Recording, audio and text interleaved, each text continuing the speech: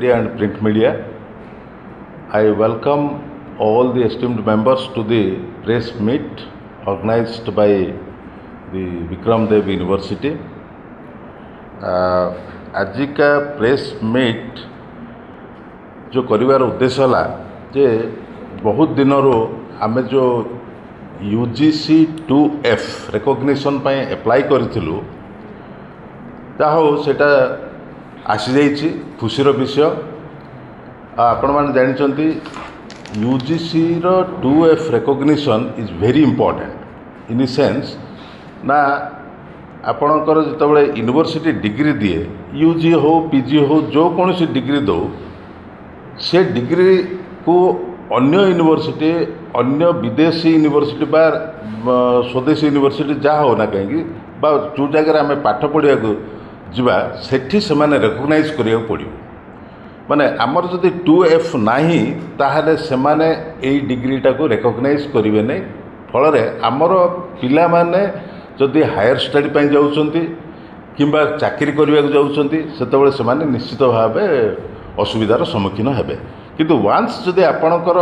2F आसीगला UGC रो 2F recognition आसीगला माने ए university whole world रो जेकोसी जगार पिला आमर जाकि पाठ पढ़े चाकरी करें सब हो पार सेटा हूँ मेन जिनस। तापर आपणकर आसो 12B तार किछिटा गोटे नियम कानून अच्छी आमको सेटा फुलफिल कलापर आम से आजिकल अवश्य सेंट्रल गवर्नमेंट जो टंका दौर स्टेट गवर्नमेंट थ्रू दौर से 12B आउ कि एतटा आवश्यकता पड़ूनी किंतु आमे परवर्ती समय रे 12B को मध्य जीवु नाई सेटा तार हायर वर्सन नहीं तार कौन गोटे अच्छी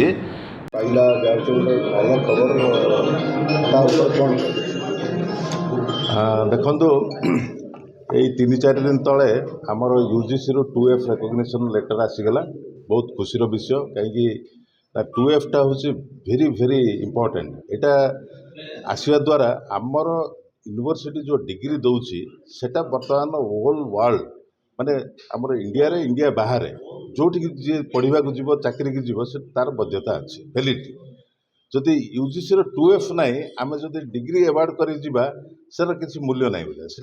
ए डिग्री पिला मानकर हित दृष्टि इटा वेरी इंपोर्टेंट। एटा गोटे आसी बड़ कथा।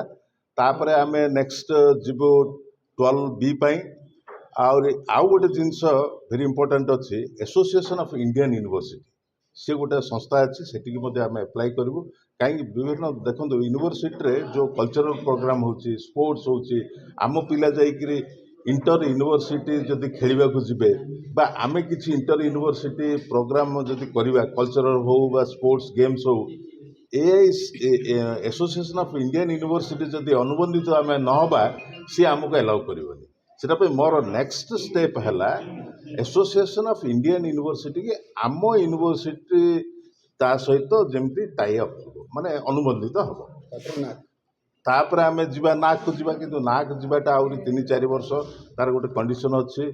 मु भावी 2023 यूनिवर्सिटी गला 24 रु 5 वर्ष हिसाब करते 2019-29 बेलू निश्चित भाव आम एलिजिबल हो निश्चित भाव आम नाक को अप्लाई करूँ। सर आउ गोटे कथा हूँ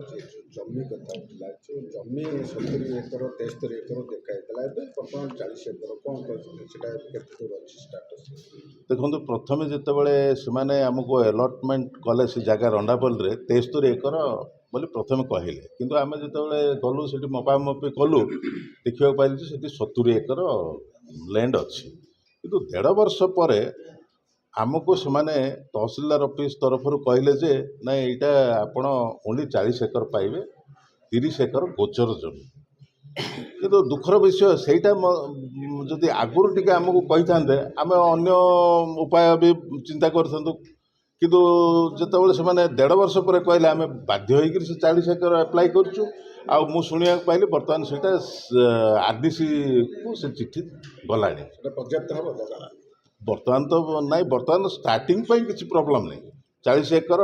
गुड अमाउंट ऑफ लैंड किंतु परवर्ती 20-25 वर्ष पर देखिए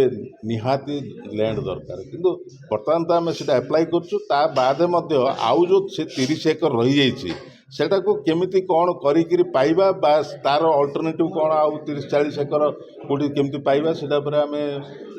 ଇଏ କରିବୁ ମାନେ ଧ୍ୟାନ ଦେବୁ ଆଉ। ସାର୍ ଆଉ ଗୋଟେ କଥା ହେଉଛି ଏଠି ଯେଉଁ ବର୍ତ୍ତମାନ ଗେଷ୍ଟ ଫ୍ୟାକଲ୍ଟି ସେଟ୍ ଚାଲିଛି ପର୍ମାନେଣ୍ଟ ଫ୍ୟାକଲ୍ଟିଜ୍ ବା ଆସିଷ୍ଟାଣ୍ଟ ପ୍ରଫେସର ହୁଅନ୍ତୁ ବା ପ୍ରଫେସର ହୁଅନ୍ତୁ ଏଇ ଯେଉଁ ପିଜି ପଢ଼ିବେ